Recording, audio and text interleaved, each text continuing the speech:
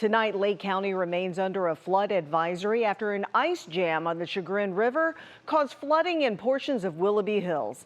Annabelle Childers spoke with homeowners who are worried tonight that more flooding will damage their homes.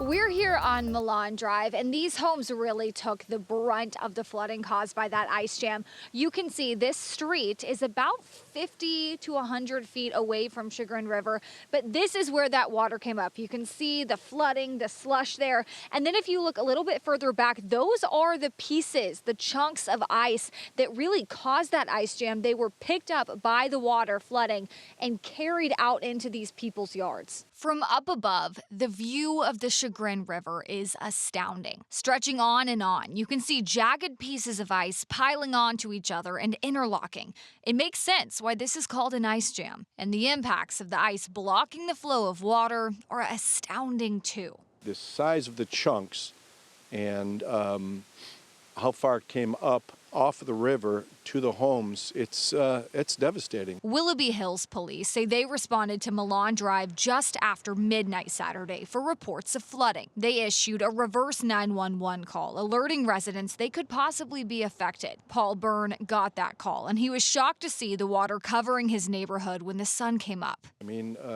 these people are extremely frightened to know that their home could be damaged within the next couple days with the amount of flooding that might come through. Multiple residents who have called Milan Drive home for decades told us this is the worst flooding they've ever seen. And with so much ice still in the river, they're scared. This morning, the National Weather Service issued a flood advisory for Lake County that will stay in effect until noon Monday. In the meantime, Paul says he's watching neighbors step up to help each other and manage all of this ice. Pushing cars out of the way. Someone had a skid steer, like a little bobcat, which was moving the ice so people could bring their belongings out of their garage and cleaning up the roadway.